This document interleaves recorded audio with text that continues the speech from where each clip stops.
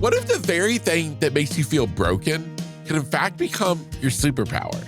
Today's guest, John Kippen, he would end up having a brain tumor. You're going to hear about that story. But what happened next is where the story takes a turn. It's after the discovery of the brain tumor. It's after the surgery. It's the realization that half of his face was left paralyzed. And for the next 12 years, John Kippen would stay hidden from the world, convinced that the rest of the world wouldn't be able to see past his face, his smile that he no longer had. The person he felt was gone. But then, thankfully, a twist of fate would lead him back to a childhood fascination with magic, and that would change everything. Today's conversation is going to challenge how you see yourself. It's going to challenge how you define beauty, success, and strength. This is a journey through trauma, through transformation, and the healing power of finding your purpose. So whether you've ever felt judged, held back, or maybe even hidden by something you can't change, today's conversation is going to show you what's possible when you stop hiding and you start showing up to the world as your true, authentic self. Because my friend, no matter what you think is holding you back, no matter what you may think is wrong with you, my friend, the world needs more of you, just as you are. That is what I want you to gain out of today's conversation with John Kippen. So with that, my friend, this is episode 402 of Grit, Grace, and Inspiration. I'm, of course, your host, Kevin Lowe, and in the most sincere way possible, I want to thank you for being here. Because you chose to click on today's episode, it tells me that you care about yourself, that maybe you have something that you've been hiding from the rest of the world, that you've been thinking it makes you less than. But today is going to show you, no, it's actually completely opposite. It makes you greater than. So my friend, with that said, this is my interview with none other than John Kippen. Yeah, I got grit, grace, and inspiration on my mind. What's going on? And welcome back to Grit, Grace, and Inspiration. Today, I am in the studio with none other than the man himself, John Kippen. John, man, pleasure to have you here. Welcome to the podcast. Hey, Kevin, it's my ultimate pleasure to be here with you, my friend. Oh, man. Well, I am so excited. I'm excited to get to explore so many different areas of your story. And of course, we're going to have this through line of magic. When you say the word magic, I don't know that you can help but not start smiling. And I would love to know, if we could, going back, where did your first kind of memories of magic come from? Maybe was it on television? Was it a relative? Like, where were you first introduced to magic? I had an uncle named Uncle Milton, who was my grandmother's brother, and he would come into town to visit my grandma. And I would visit my grandmother once or twice a month. And one day he was there and he saw me and we met and he pulled a quarter out of my ear. And from then on, I was hooked. And he saw my love for magic. And then every year on my birthday, he'd send me a trick to learn. And every time he'd come into town, I'd pull out that trick and we'd do it together. And he'd show me the nuances and help me with the presentation and the patter. And that continued until he passed away when I was 15 or 16. Wow. How awesome that it came from your uncle. That's amazing. Yeah. And then I grew up watching all of the famous magicians on TV, Doug Henning and Mark Wilson and Bill Bixby and Siegfried Roy. And so magic became part of my life early on. Yeah, amazing. Did you ever think as a kid, though, that magic would end up being such a big part of your life later in adulthood? I hoped it would be. Magic was who I was. It's how I shared my personality. I always enjoyed fooling people. As a kid, I had a summer job in a magic shop where I would ride my bike and go in and get behind the counter and demonstrate magic for people who were coming in to buy a trick. So I got to be really good at presenting peak magic and learning magic. Yeah, amazing. Now, in school, I guess, like, I'm thinking of, like, drama class and stuff. Were you ever, like, involved in any other type of acting or singing, anything like that? Yeah, in high school, I was first in the band, and I learned how to play the clarinet, and then became part of their orchestra, which was a lot of fun. They put on a spring musical every year, and I was good enough to be in the orchestra for the musicals. And then one day I was walking across the multi-purpose room, which was also had the stage, and I was going to do some clarinet practicing. And the theater teacher was also the music teacher, saw me walking across the room and said, "Hey, John, come up on stage." So I just put my stuff down and walk up on stage. And then he introduced me to the rest of the cast of Annie Get Your Gun as Chief Sitting Bull. And I was like, okay. I started my acting career and I proceeded to act in almost every production after that. Wow, wow. Now, I asked the question, but I kinda almost assumed there has to be an element of acting in with being a magician? Oh, yeah.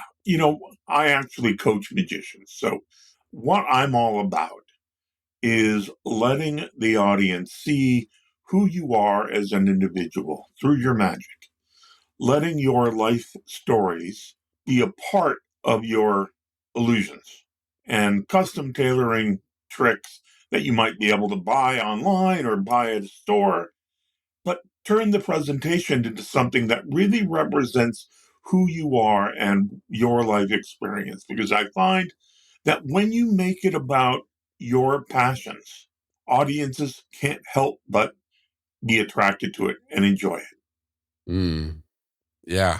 It's funny as I coach magicians and they come to my house. I have a theater built into the back of my house, and a magician will sit down and the first thing he does and reach into his bag and pull out a deck of cards. And I say, "Oh, sorry, we won't be using those today." And he looks at me and goes, "Oh, okay." And then he puts the cards back and he pulls out a set of coins. And I kind of smile and I go, "Well, sorry, we won't be using those today either." And then I start getting a look like, "What am I paying you for? Why am I here?" And I said, "No, we're going to talk about why you chose magic as your art form. What do you want audiences to learn about you? Tell me the things you're passionate about in your life as hobbies or vocations or whatever that brings you joy." And we're then going to take that and find illusions that are going to help you as a metaphor for those ideas of yours and those things that you love to do to help you make a connection with an audience. And that's how I approach magic. Wow. Wow, okay, amazing. Okay, so I have a lot of questions about magic, but before we get to magic, there's another kind of aspect of your story that I don't really understand how the two are gonna blend together, so you're gonna fill in the gaps because you, like, out of school, you would actually end up somehow getting into the technology space, which seems totally different than acting or magic. Music, which I was into, has logic to it. Okay. Magic has critical thinking. And I was always a techno dweeb. I would watch all of the Mission Impossible shows and get smart because I liked gadgets. And my school, elementary and high school, was very affluent. And so they had the funds to buy computers. So I got to touch a mainframe computer at the age of 12, I think, and start working on a mainframe and started working on personal computers really early on. And I understood how they worked. So they weren't intimidating to me. As a computer consultant now, I do a lot of teaching of people on how to use a computer. And oftentimes, people make it more difficult than it is. And once they understand how a computer thinks and what a computer assumes they're going to get, what kind of input they're going to get for you, and what it's expecting. It really helps people embrace computers. People are fearful of computers because they don't understand them. So in high school, in college, I was very involved with IT and computers. And I was working on a playwright festival in college. I was technical director, and the lighting designer was brought in from being a professional lighting designer. And her day job, she worked for a commercial production company. And we got to be friends, and I shared that I was good with computers. And she invited me down to their offices because their computer system wasn't working very well. And I said, sure, if you'll pay me my rate, I don't mind. And so I drove down to Burbank, which, a 15, 20-minute drive. And I was able to solve their IT issues quickly. And they were like, holy cow, where have you been all our lives? And hired me. And then, the commercial production industry is an interesting being. It's run by freelance individuals, producers, production managers that go from company to company when there are jobs to produce. And Apple had just came out with their first Apple laptop. And all these producers had the money to buy these computers, but didn't know how to use them. So I made a deal that I would teach them how to use them. I would give them forms that would help them do their job better on the computer if they took my business cards and passed them out at the companies that they would get hired to produce for. And before I knew it, I had 70 to 80% of the commercial production companies in LA as clients. Wow. Wow. That's great. Now, at that point, about how old were you? I was 24, 25. Wow. Wow. Man, that's incredible. I was, I had some formal computer training in high school. But in college, I just played with them. I owned one. I took them apart. I built them. I put them together. I loaded software. I screwed up. I erased the machine. I reloaded the software. I screwed up. I erased the machine. I reloaded the software a different way. It worked. I was like, yay. So I learned by trial and error.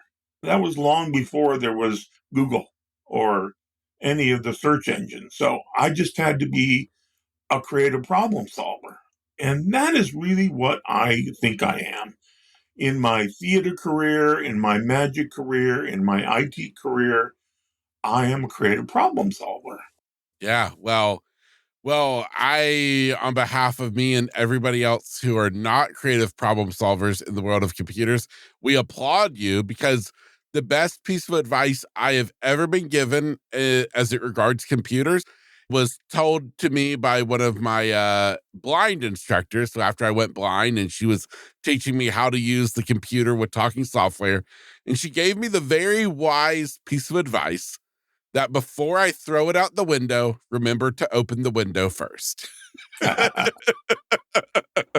So, yeah, as I say, me and computers is a definite love-hate relationship. So, And actually, doing theater, doing magic, becoming a consultant allowed me to hone my people skills. mm, One of my favorite stories was I get a call from a client. He was a location scout, and his wife was his partner.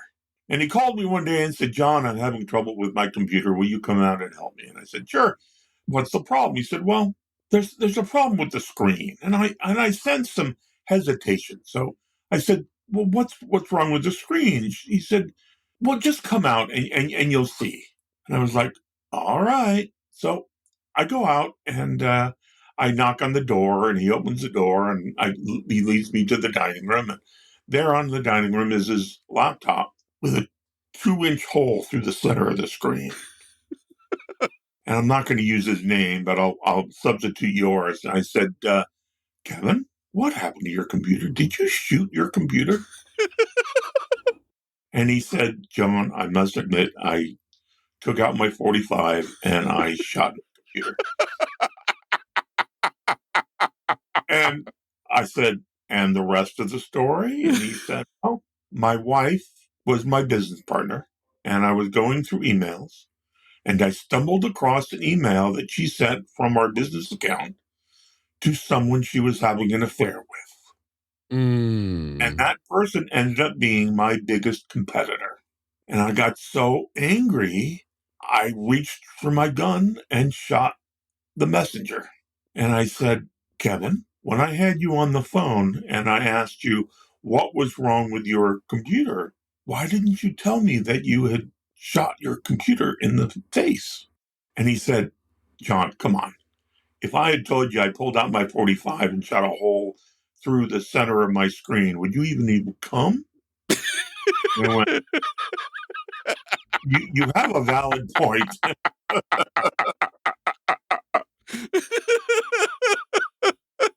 just an amazing, and we just talked, and I pulled out his hard drive and got his data off and transferred it to a drive so that he could have his data, and then he went out and bought a new machine, and I never saw him again. Oh my goodness.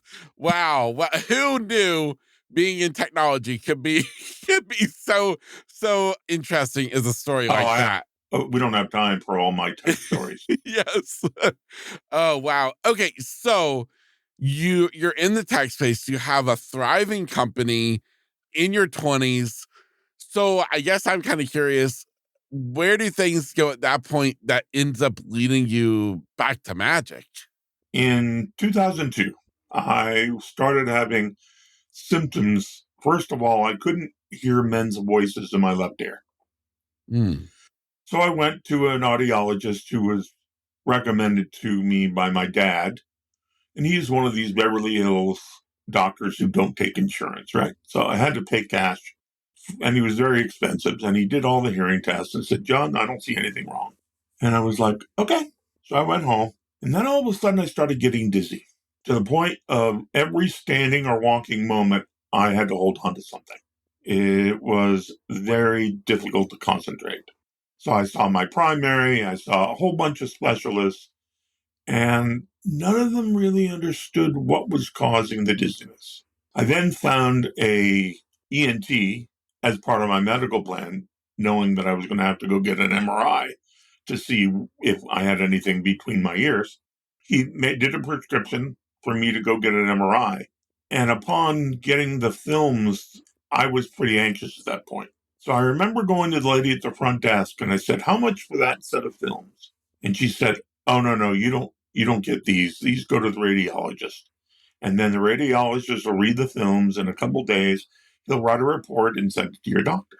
And I said, no, I don't think you heard me right. How much do I pay for that set of films? And she got on the phone and called around and said, $300. And I pulled $300 out of my wallet and I walked away with those films. And I drove back to my ENT with the films in hand without an appointment. I walked in and I saw my ENT standing behind the reception window and I held up the films, and fortunately he had a little time, so he motioned for me to come in. And we went in an examining room and he pulled one of the films out and put it up on the little whiteboard so he could read the MRI, and the color drained from his face. And he pulled that one piece of film down and he said, John, I see something. Wait here. I want to make a few phone calls. And he disappeared, and I don't remember how long it was, but he came back and he said, John, I have made an appointment with a specialist at a hearing clinic downtown LA for you, and they're squeezing you in tomorrow morning. Take your films down and get them to look at these films and see how they can help you.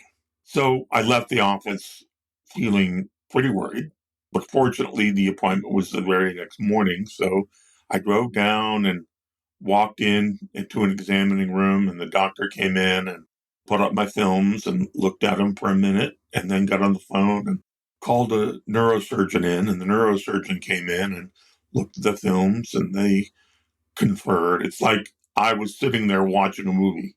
Mm-hmm. I was completely detached from any kind of conversation. And the neurosurgeon left the room, and the other doctor turned around and said, John, you have a 4.5 centimeter acoustic neuroma brain tumor. It is displacing your brainstem and killing you. I have arranged to push another patient, and you are having brain surgery a week from today. You will go deaf in your left ear completely, and there is a small chance of some residual facial paralysis. We will do whatever we can to preserve as much facial function as you can. And then he left the room. I remember sitting on, the table with the tissue paper and just going, wait a minute, what did he just say? And I realized at that moment, and I want to share this with your listeners, if you're ever going to a doctor where you suspect there might be some bad news, bring someone with you. Yes. Because what he said went in one ear and out the other. And I immediately met my parents for lunch, and they were like, what did you say? And I'm like, I don't know. I have a brain tumor, and they're going to take it out a week from today. Well, what's the recovery going to be like? And what? And my parents are grilling me. And I'm like, I don't remember what he said. I just know I'm scared and I'm getting operated on. I'm having brain surgery. So I got my affairs in order and talked to my main consultant guy who worked for me and asked if he would cover for me because I didn't know how long I'd be out. And my parents and I went to dinner the night before downtown at a great steakhouse, and we had a nice meal. And then they dropped me off at the hospital, and I spent the night at the hospital, not getting any rest.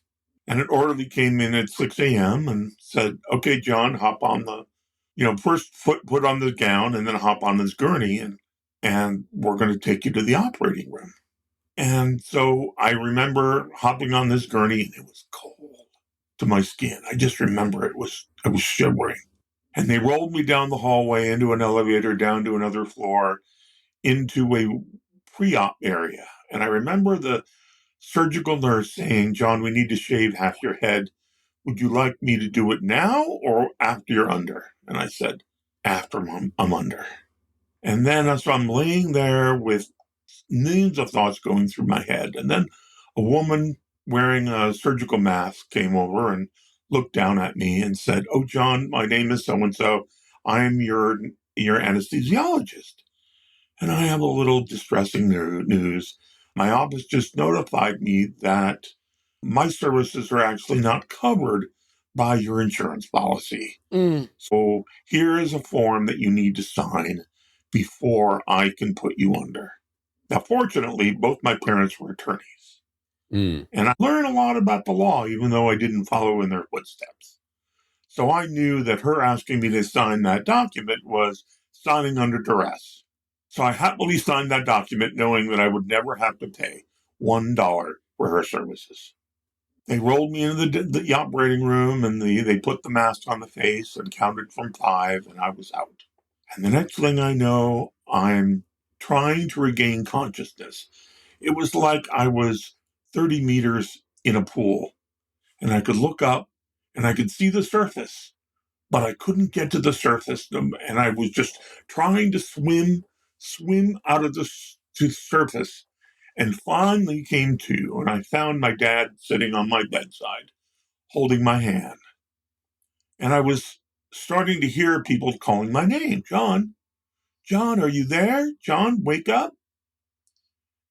And I wore glasses at the time, so once I had become mostly conscious, I asked for my glasses and looked around the room for my mom. And I looked across the room, and my mom was standing there. And the look on her face was one of horror. I could tell what she was thinking later on was, what did these butchers do to my poor son's face?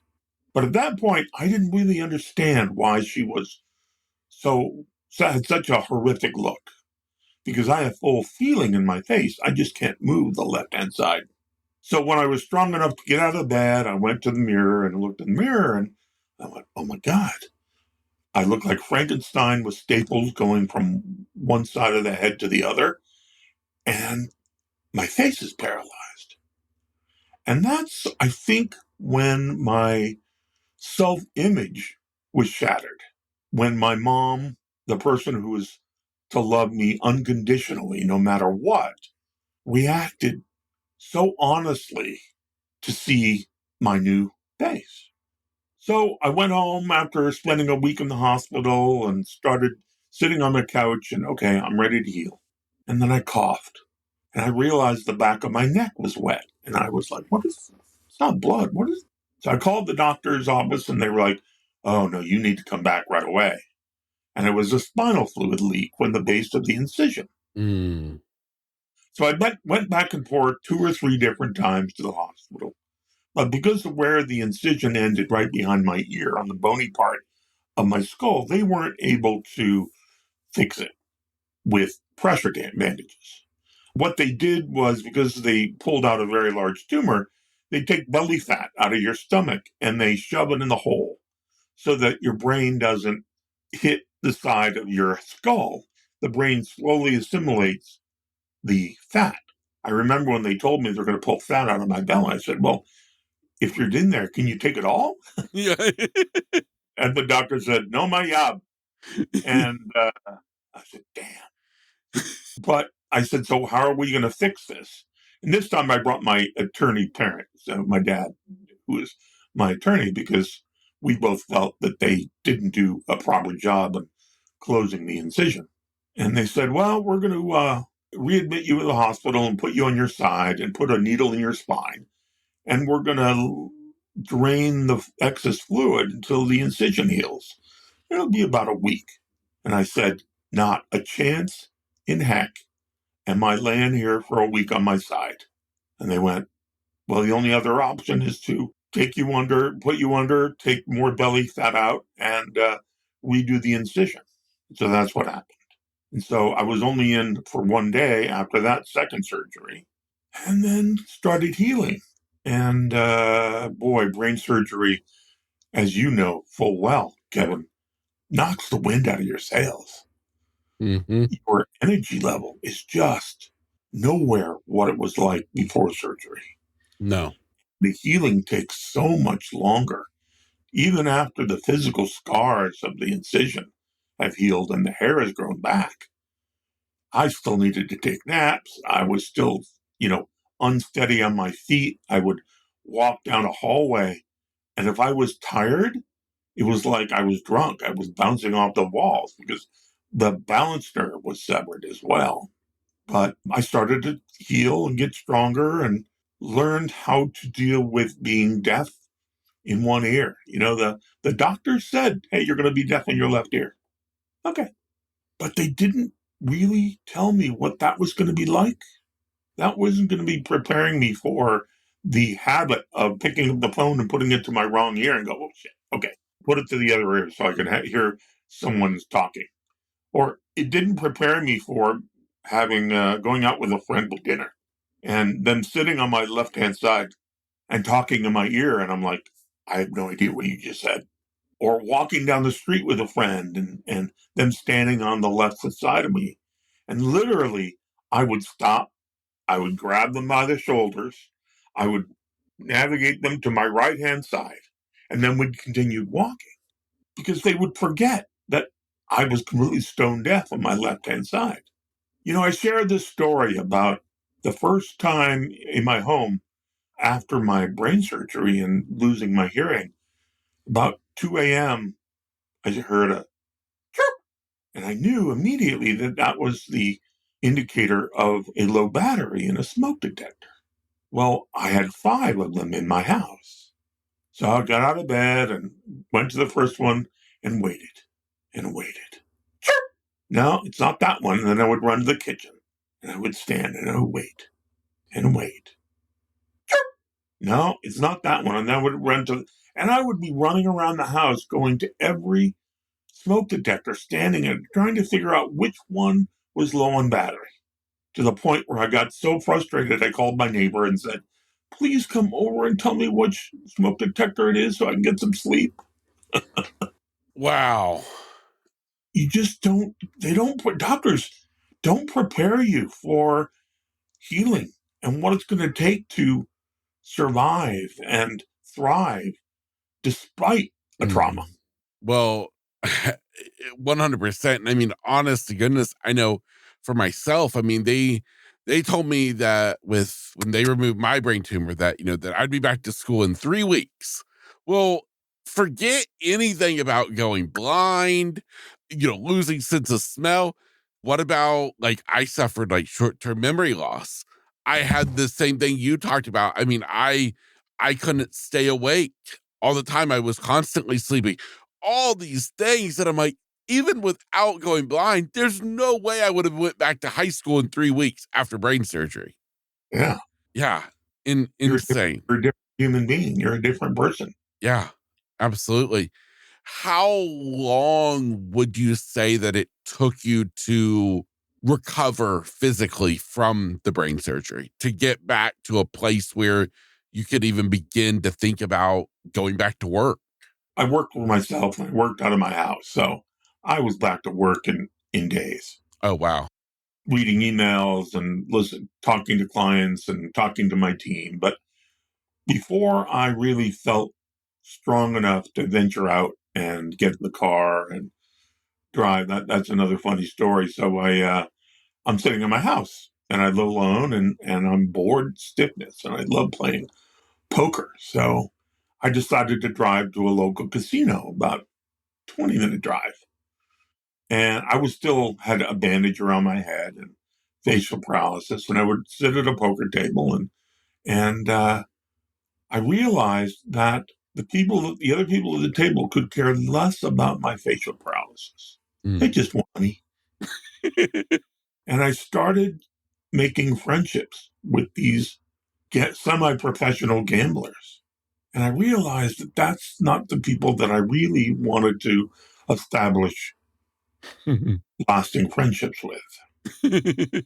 One of my favorite stories, I'm sitting at a poker table and in comes a gentleman. He sits down and he has a caregiver with him. And I look at him and it was Don Adams from Get Smart, Oh, wow. the 70s TV show. And I was a huge Get Smart fan. But everyone would try to engage with him, and he was quiet. He was just there to play poker, wasn't there to talk about his career, wasn't there to really socialize. But there was one time we were in a hand together, and I had top two pair playing Texas Hold'em, and he had 4 cards to a straight. And the final card came on the board, and he didn't get the card that he wanted. And so I won the pot, but I turned to him and said, Don, missed it by that much. And he started screaming, laughing. One of his most famous lines in the TV show. And I know a lot of your listeners are going to go, Don Adams, Get Smart? Who the heck? What is that? Look it up on YouTube. It's an amazing show. But anyway, we became fast friends then. Oh, wow. Because I was able to just make him laugh. Yeah. Wow. Will you talk to me a little bit more about the facial paralysis as far as what exactly that means and how did you deal with that? Because it's one thing to be deaf in your one ear. That's not something that people can see. But Right. facial paralysis is something that people can see. The left-hand side of my mouth droops. Many people think that I had Bell's palsy. Mm. It's a very similar reaction. And the fatter I get, the more pronounced the drooping get. And gravity takes a toll because there aren't muscles being activated to hold the side of my face its symmetry at rest. So the droopiness gets a little bit more pronounced. I had to learn how to drink out of a soda can again. I use a straw because every time I drink out of a soda can or a beer can, half of it was end up on my shirt because I'm not able to close my mouth properly. One of my ironic things that I talk about in my TED Talk that I did in 2019 was the one syllable in the English language I have trouble saying was 2 consecutive P's, like in the word pepper. Mm. Ironically enough, in my own last name, Kippen. Yep. So I had to learn how to consciously form my lips to be able to enunciate so people didn't think I was a cat. They would say, oh, John Kitten. I said, no. John Kippen. oh, that's what I said. You're, like a young cat. I'm like, no, I'm not a young cat. I'm a Kippen. I slowly got rid of all the mirrors in my house because I didn't want to be reminded. I refused to pose for photographs with people. I refused to socialize with friends that knew me before my surgery, knew how I used to look.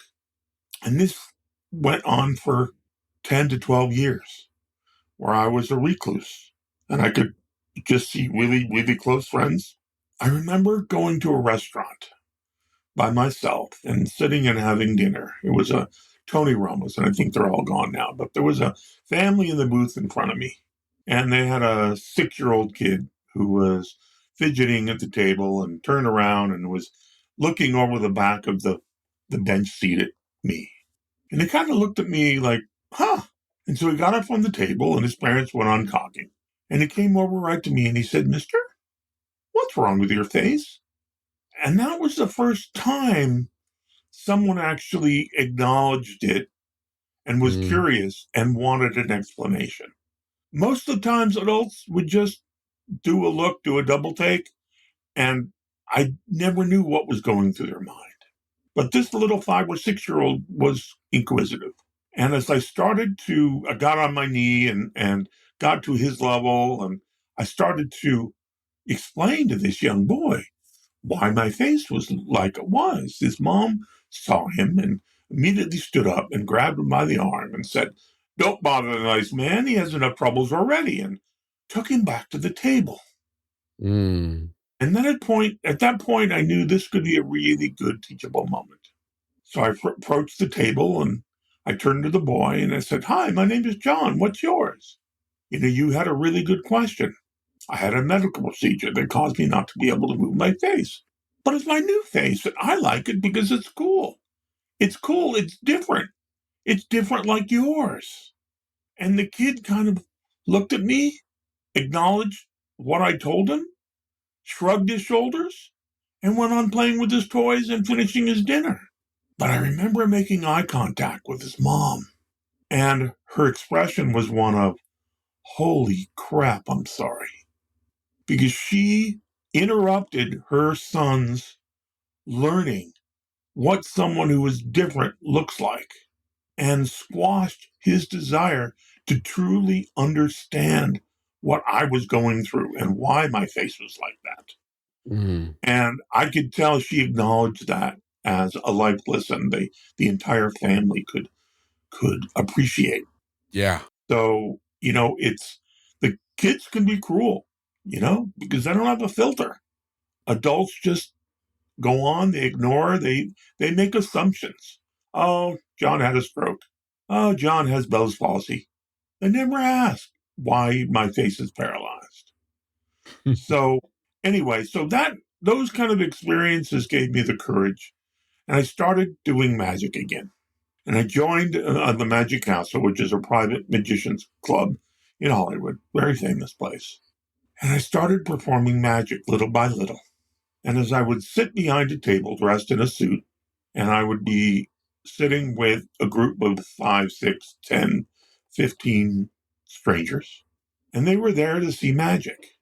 And I would all of a sudden see their faces forget about my facial paralysis, look beyond my mask, and see into my heart as I shared my passion for making the impossible possible. I start my magic show every time I do it. Hi, guys. My name is John. I've been doing magic all my life. In 2002, I had a brain tumor. And when I recovered, I realized that something happened to me when I was on that operating room table. Now, I'm not sure what it was, but all I know is I recovered. Well, I realized I had acquired some new skills. And then I pause and I wait for the audiences to get on the edge of their seat, wanting to know what possible skills I acquired by having brain surgery. And I look to my right and left like it's the biggest secret, and I lean forward and I whisper in a loud voice, guys, I am able to visualize people's thoughts. And then I go on to do some mentalism or mental magic.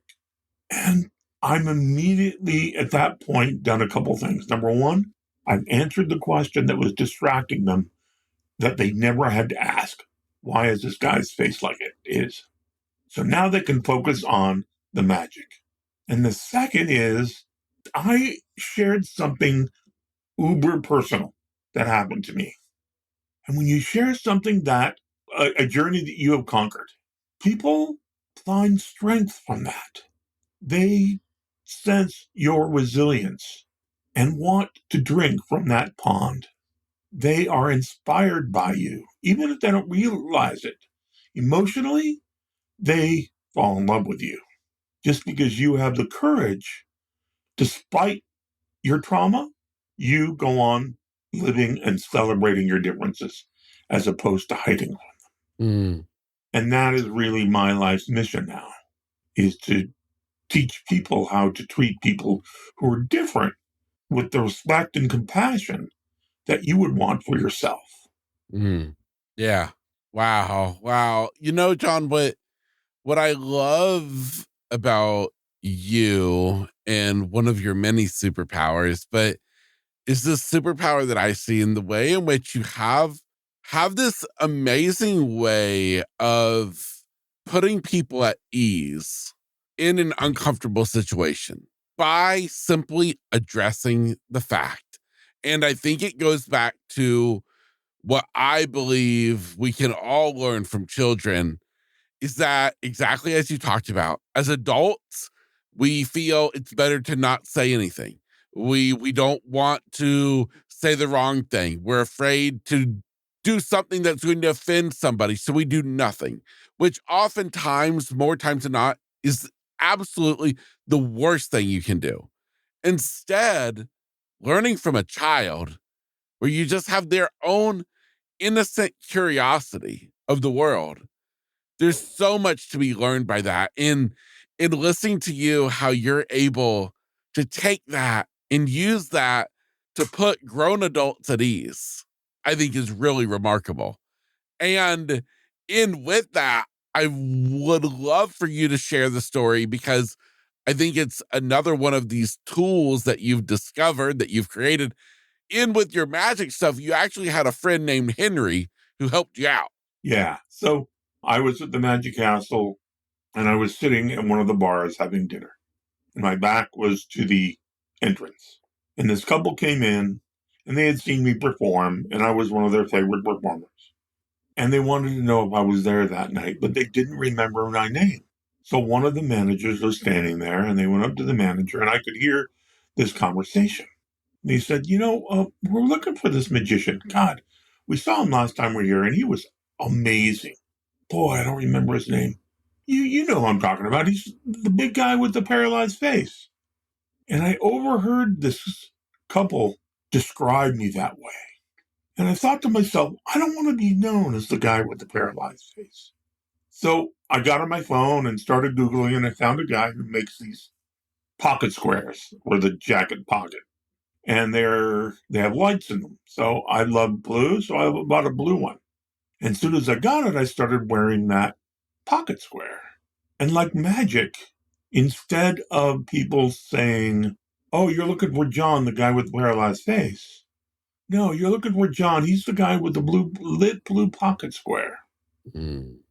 Changing that from a negative to a positive, and got to be the point where, I would see regular members and I'd be walking down the halls.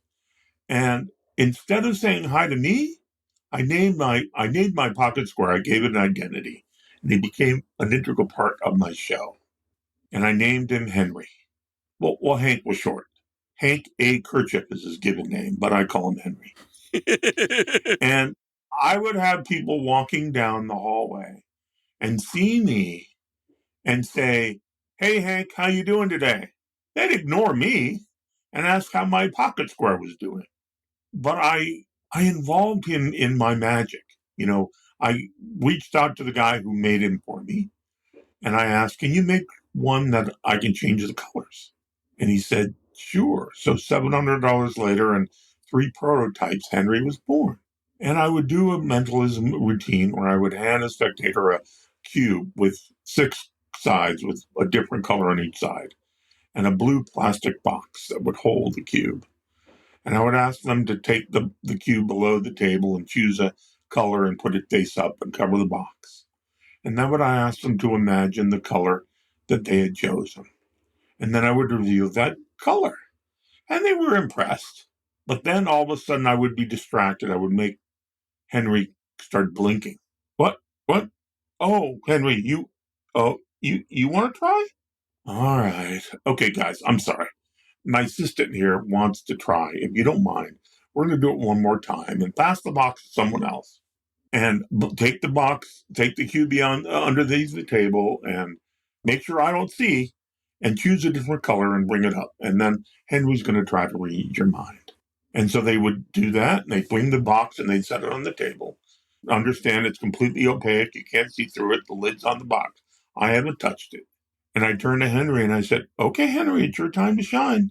And he would start glowing the color that they selected. And Henry would get a bigger applause than I would. But it was just a matter of taking people's perceptions and turning them upside down. You know, we all have these preconceived notions that limit us. And in my life coaching, my resilience and empowerment coaching, and my motivational speaking, I really hone in on limiting beliefs. We always grow up and we get our belief system from the people who raised us, our parents or our grandparents. And so many of us don't challenge them as we grow and evolve into human beings. And I encourage people to constantly reevaluate and start dreaming again. You know, as a kid, you have a friend has a friend over, and they turn to you and they say, Johnny, what do you want to be when you grow up? I want to be a fireman. No, I want to be a policeman. No, I want to be an astronaut. No, I want to be a rock star. And you go off as a kid and you imagine what it's like. You pull out your air guitar and you start grabbing kitchen utensils and start banging on things like you're in a band, and you become a rock star. You start dreaming about it. And then in some point in your life, you grow up and you stop dreaming of what life could look like. What would bring you joy? And many of us get stuck in a career that we get stuck. It pays the bills. We don't particularly like it anymore, especially when you go through that midlife crisis in your mid-50s and 60s. But the thought of dreaming again and starting a new path scares the crap out of us. But I encourage people to stop and evaluate their belief systems and start dreaming again. Pretend they win the lottery and they have more money than they know what to do with. What is going to bring you joy? What is going to fulfill your day that you're excited to come home and tell stories to your loved ones about your experiences from the day because you're doing something that you're passionate about? You know, the old adage, you don't work a day in your life if you love what you do, couldn't be further from the truth. I mean, it's just, but people don't dream anymore. And so I really encourage people to take time and fantasize about how they can use their passions in their day-to-day living to communicate who they are and what their value systems are. Because that's how you really build long-lasting friendships and relationships. Yeah. Wow, man, so remarkable. John, what exactly do you do today in terms of somebody listening today and they're in awe as much as I am? As far as, do you have openings that you work with clients in coaching right now, or how can people just stay in touch with you? What I'm curious, because I'm thinking if anybody else is kind of sitting there with their kind of mouth open right now, listening to you in awe of this guy who's told us this crazy story from brain tumors to being a magician to then having such amazing insight on life. I can't be the only one who thinks, wow, how can I tap into more of this guy's life? So, John, where is the best place for somebody to learn more about you, whether it's speaking, to even find different things online, any and every way possible to connect with you? Where can we send them? I have two websites. I have a master website, which is johnkippen.com, just spelled like it sounds. But remember, no T's, P's. I also have kippen.coach, is specifically for my coaching website. As I got trained to become a life coach, I needed to find my niche. And a lot of people who get into coaching, most people are fitness coaches, or they call themselves life coaches. And I didn't understand what the term life coach meant. So now I position myself as a resilience and empowerment coach. I guide people to find their own resilience within themselves and to forget about why they're in their current situation and live each day like it's their last, and take the opportunities that they see that all of a sudden appear from in front of their eyes once they're open to it. And I spend a lot of time coaching, although I have, I do a 6 to 12 or 24-week program, and then they go away. And so I'm constantly needing to fill my days with coaching clients. So you can certainly go to kippen.coach and sign up for a complimentary call where we can discuss your challenges and see if I can help you. But if you go to johnkippen.com, you'll also see my TED Talk that was voted by Los Angeles Magazine as one of the most profound TED Talks of the century. It has over 1 million views. They'll see the documentary that I produced, co-starring Jamie Lee Curtis, called John's Ultimate Illusion. They'll be able to see my book that I recently published and buy a copy, called Playing the Hand You Were Dealt. I'm really proud of what I've accomplished. And all of it is geared towards helping people get through their adversity and find joy on the other side. Yeah, I love it. John, man, it's been a pleasure getting to have you here today. More than anything else, it's been a pleasure just getting to spend time with you, to hear your story, all the things that you've overcome. And yet, at the end of the day, you just want to be able to help somebody else. And I think you're an amazing guy, and it's been an absolute joy to have you on the podcast. So thank you so much. Oh, thank you for allowing me to share my messages with your amazing audience. And my final thought is that using your passions to communicate who you are to people is the best way to build long-lasting friendships and relationships. Yeah, absolutely. I love it. For you listening today, please be sure to check out today's show notes, where you can find all of the links mentioned and additional resources. But more than anything else, if today's interview has you kind of lost in thought as much as it does me, thinking a little bit bigger, maybe thinking a little bit differently, I encourage you to take action on it today and make this mean something to you in your life. And maybe it's you giving back to somebody else by making their day, by sharing today's episode with them. So, my friend, whatever you want to do, just be sure that you're doing something that lights you up, that makes you smile, and makes a difference in the world. I'm Kevin Lowe, and this, of course, is Grit, Grace, and Inspiration. I got grit, grace, and inspiration